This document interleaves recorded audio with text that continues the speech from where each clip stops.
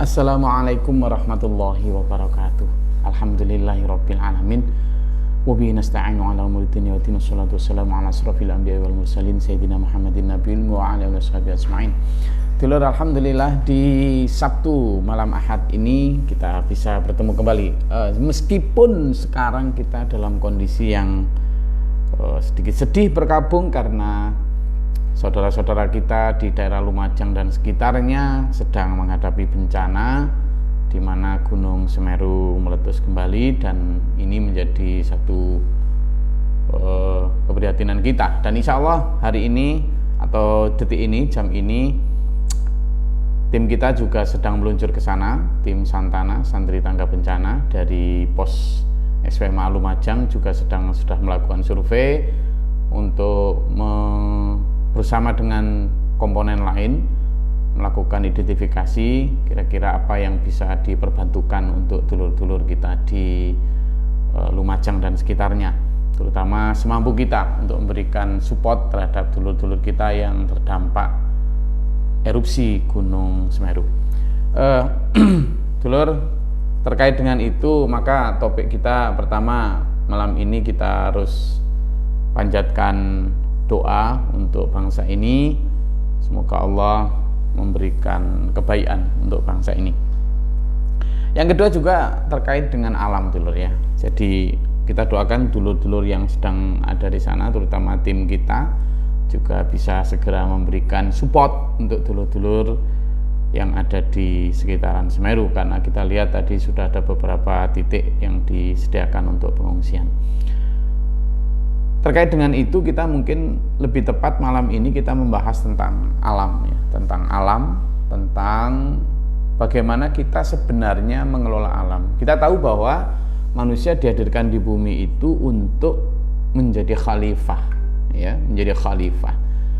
Tetapi sebenarnya makna kekhalifahan ini yang sering kita salah artikan. Kita dalam arti manusia spesies sejak dulu ya, sejak zaman Babilonia dulu, sejak zaman bahkan mungkin sebelum Babilonia, sejak mungkin zaman-zaman kerajaan-kerajaan tua, imperium mereka, dan sampai hari ini manusia masih sering memahami secara keliru apa yang dimaksud dengan tugas Tuhan kepada kita untuk menjadi khalifah di bumi. Apa sih sebenarnya?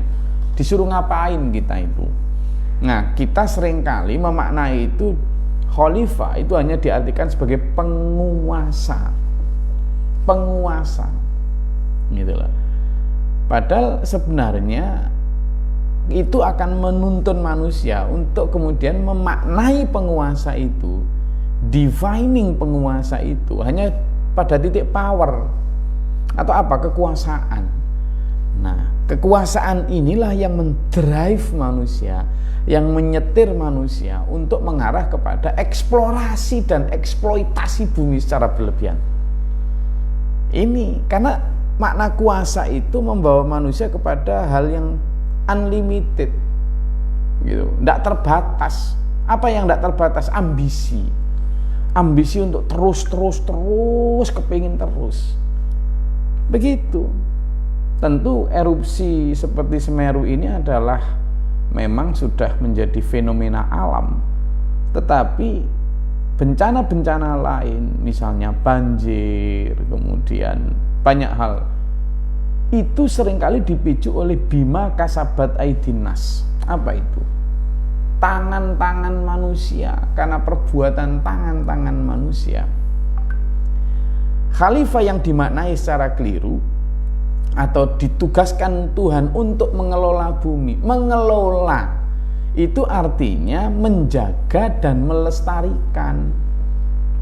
Mengelola itu artinya menjaga dan melestarikan, bukan menguasa dan mengeksplorasi secara berlebihan. Gitu. Ini yang harus kita lakukan shifting, atau kita lakukan pergeseran dan perubahan paradigma dari menguasai dan mengeksplorasi menjadi apa? Memelihara dan melestari. Nah, terkait dengan itu dulur, ada satu hal yang menarik ya. Saya baca sebuah artikel Ya, saya itu penyuka dunia luar angkasa memang. Dunia astronomi, berita-berita tentang astronomi gitu ya, tentang luar angkasa. Nah, kajian tafsir kami, saya kan ngobrol, memandu dulur-dulur yang untuk kajian tafsir Quran dia pagi itu. Nah, kemarin tuh nyampe di surat An-Najm. Surat An-Najm. Surat An-Najm itu satu diantaranya adalah bicara tentang bintang Syi'ra. Ya, bintang Syi'ra. Sebagian mufassirin menyampaikan bahwa bintang Syi'ra itu bintang yang paling terang, yang memang itu sudah dikenal sejak zaman-zaman Mesir kuno ya. Bahkan di beberapa wilayah seperti India, Mesir dan sebagainya itu dipandang sebagai representasi dari beberapa dewa. Ada yang menyatakan sebagai Yudhistira dan sebagainya.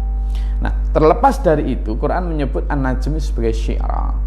Syi'ra itu bintang yang sangat terang.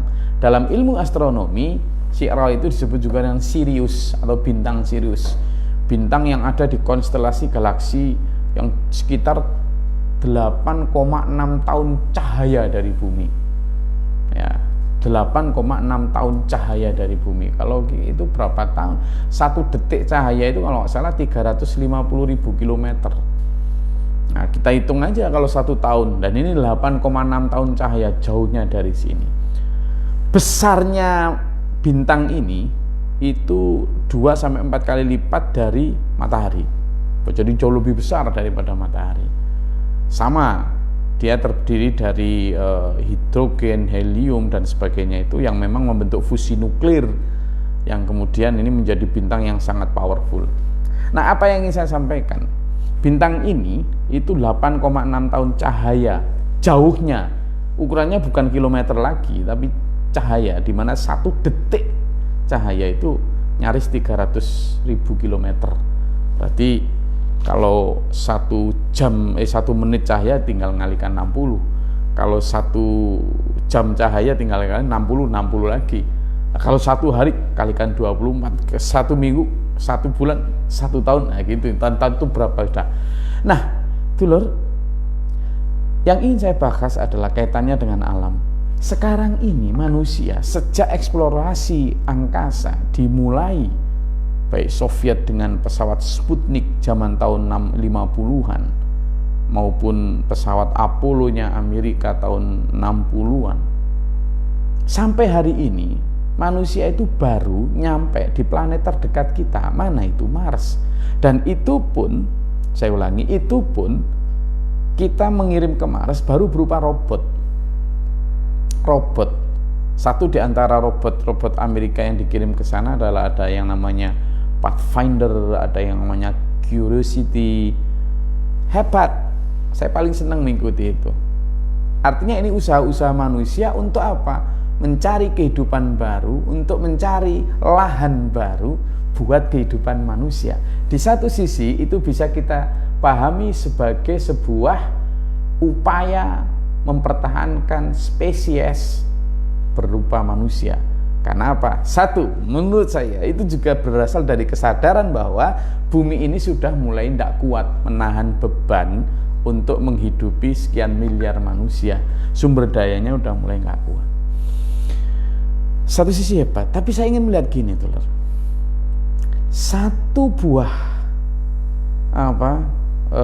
pesawat luar angkasa itu harganya puluhan triliun, bahkan ratusan triliun itu. Nah, padahal di saat yang sama, ketika kita membuat satu upaya untuk pergi ke luar angkasa, yang perlu dilihat adalah satu ini dilihat dari sisi lain ya, bukan hanya dari sisi tentang khalifah tadi.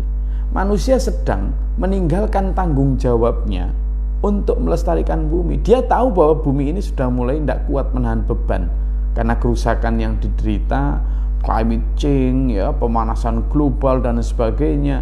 Lah ini karena apa ya? Karena manusia. Tapi manusia sekarang sedang mencari planet lain untuk ditinggali. Dia sedang mencari planet lain untuk ditinggali. Pada saat dia mencari planet yang lain untuk ditinggali, pertanyaan kita adalah, ini pertanyaan autokritik ya kepada manusia sendiri.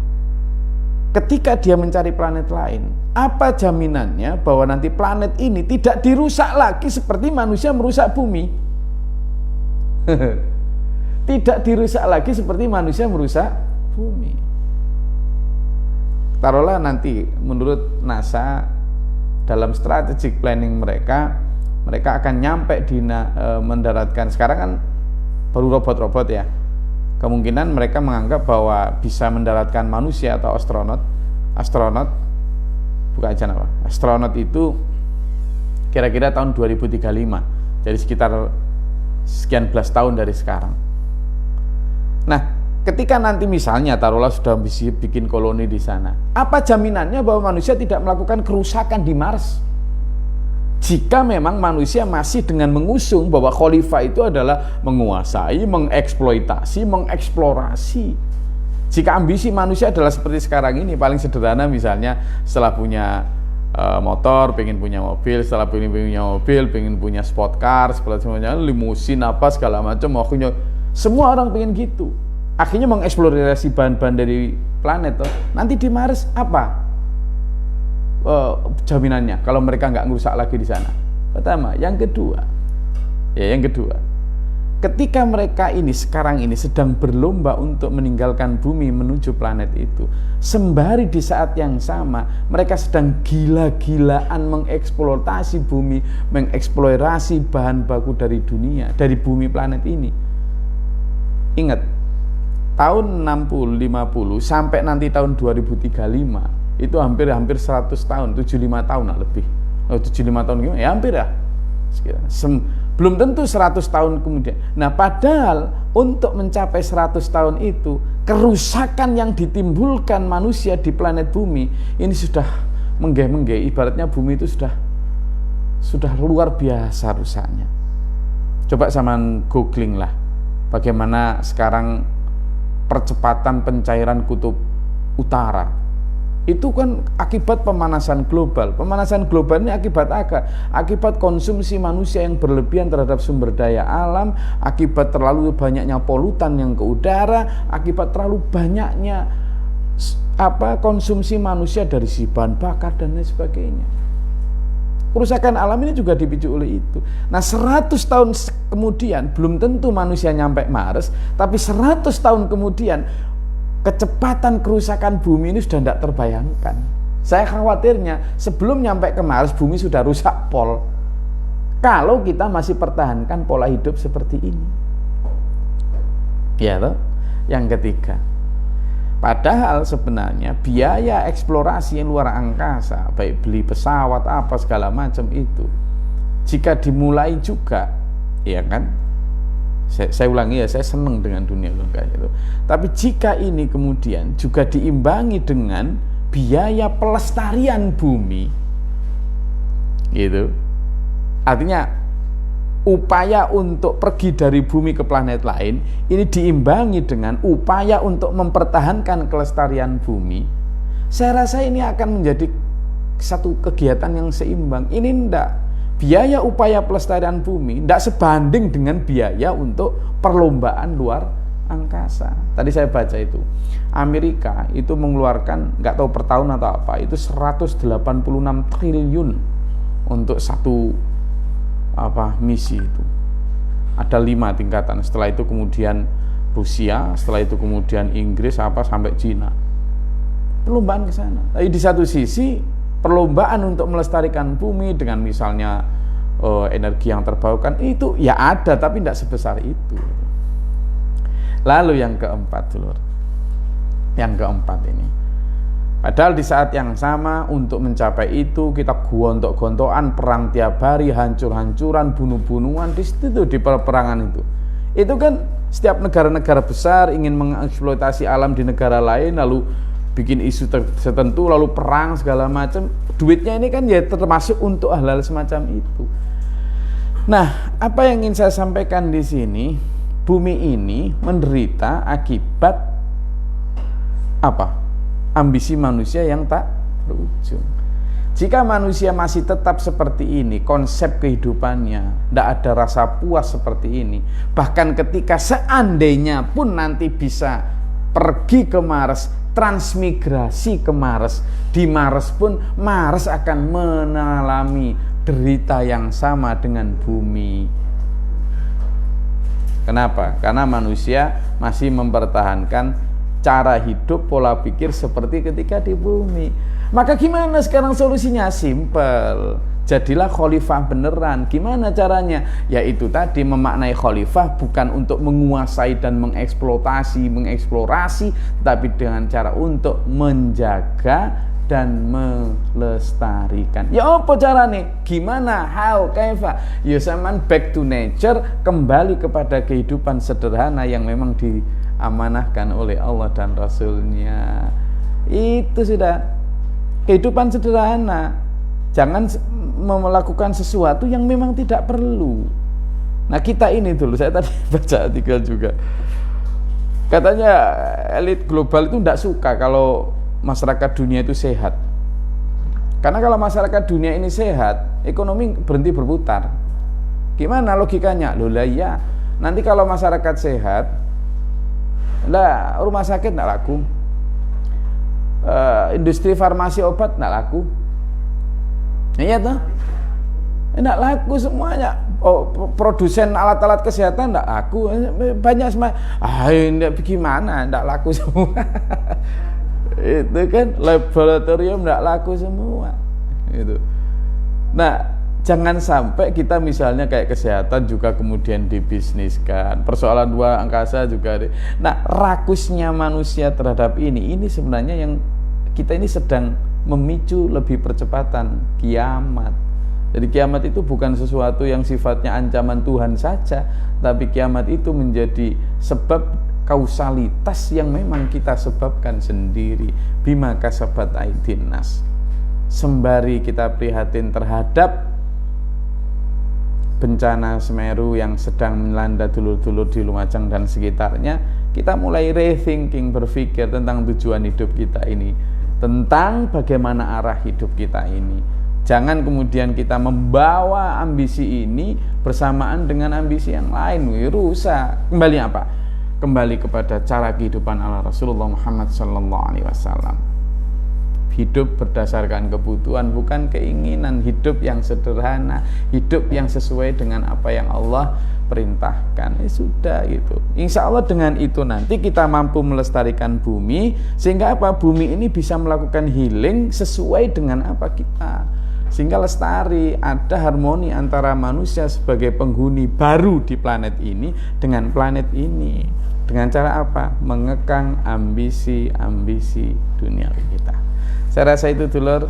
Sembari itu kita juga sudah dijanjikan oleh Allah akhirat kita, di mana meskipun sekian tahun cahaya dari bumi, karena yang ditransportasi ke sana adalah ruh kita setelah wafat, kita dijanjikan oleh Allah alam lain berupa akhirat yang jauh lebih besar, jauh lebih menjanjikan, dan jauh lebih eternal, lebih immortal, lebih abadi. Ke sana kita menuju. Semoga kita dimampukan Allah mengingat dunia dan mengingat akhirat kita. Terima kasih. Bila taufiq wal hidayah. Wassalamualaikum warahmatullahi wabarakatuh. Sampai ketemu.